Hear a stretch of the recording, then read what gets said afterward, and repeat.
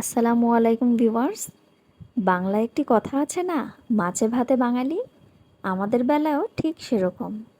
যেহেতু আমরা বাঙালি, মাছ ছাড়া কিন্তু আমাদের কোনো বেলাই চলে না। আর যদি সেটা হয়ে থাকে সমুদ্রের মাছ, তাহলে তো কথাই নেই, একেবারে সোনায় সোহাগা। সেদিন সাহেব মশাইয়ের কাছে আবদার করেছি যে সমুদ্রের মাছ খাবো, বলার সাথে সাথেই তিনি হাজির করে নিয়ে এসেছেন। তাই আমি রান্নাও করে ফেললাম, আর আপনাদের সাথে শেয়ার করলাম পুরো রেসিপিটা।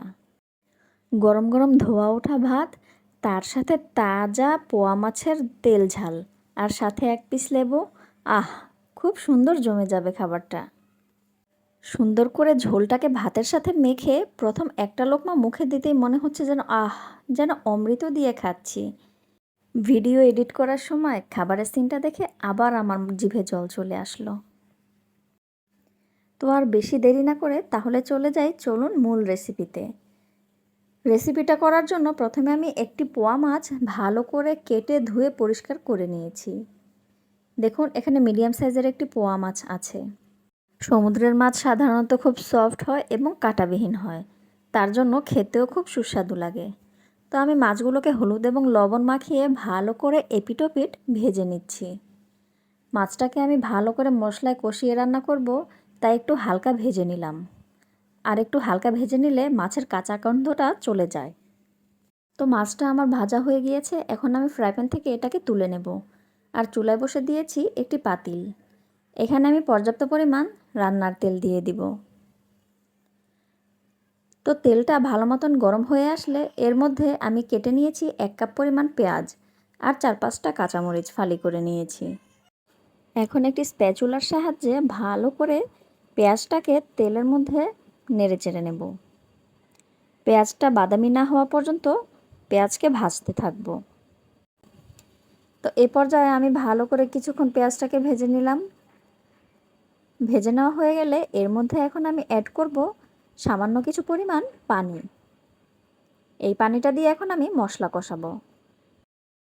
তো মশলা হিসেবে দিচ্ছি 1/2 চা চামচ জিরার গুঁড়া, 1/2 চা চামচ ধনিয়ার গুঁড়া, 1/2 চা চামচ হলুদের গুঁড়া, আর তার সাথে অ্যাড করব 1/2 চা চামচের চেয়ে সামান্য একটু বেশি মরিচের গুঁড়া, আর 1/2 চা চামচ লবণ। লবণটা আপনারা আপনাদের স্বাদ অনুযায়ী দিতে পারেন। আজকের এই রেসিপিতে আমি কোনো আদা রসুন ব্যবহার করব না, যেহেতু এটা সমুদ্রের মাছ, এর গায়ে কোনো গন্ধ নেই, আর এটি অল্প আঁচেই কুক হয়ে যায়। এজন্য আমি এখানে আজকের রেসিপিতে আদা রসুনের পেস্ট ব্যবহার করব না। তো বেশ কিছুক্ষণ এগুলোকে চুলায় রেখে কষিয়ে নিলাম। কষানো হয়ে গেছে, এখন আমি দিয়ে দিব সামান্য পরিমাণ পানি। এই পানিটা দিয়ে এর মধ্যে আমি মাছ রান্না করব। তো পানিটা দিয়ে ভালো করে ঝোলটাকে নেড়েচেড়ে দিলাম। তো বলক চলে ওঠা মাত্রই দিয়ে দেব ভেজে রাখা পোয়া মাছ। তো আমি এক এক করে মাছগুলো এই ঝোলের মধ্যে দিয়ে দিচ্ছি। তো এই এক ঝোলেই আমি আজকে পোয়া মাছ রান্না করব, এক্সট্রা আর কোনো পানি দিতে হবে না। তো মাছগুলো সব দেওয়া হলে একটু বলক চলে আসলে এরপর আমি একটি ঢাকনা দিয়ে ঢেকে দেব। তো মাছটা রান্না হওয়ার পর ঢাকনা উল্টিয়ে এর মধ্যে দিয়ে দেব কুচি করে রাখা ধনিয়া পাতা। যেহেতু এটা সমুদ্রের মাছ, আর এছাড়াও সকল মাছ রান্নার ক্ষেত্রে আমি ধনিয়া পাতা ব্যবহার করি। তো ধনিয়া পাতা দিয়ে আরও 5 মিনিটের জন্য চুলার আঁচ মৃদু করে ঢেকে দিলাম। তো 5 মিনিট পর এখন ঢাকনাটা উল্টালাম, দেখলাম যে ঝোলটা একেবারে মাখো মাখো হয়ে গিয়েছে। এ পর্যায়ে চুলা থেকে নামিয়ে সুন্দর করে একটি বাটিতে পরিবেশন করে নেব।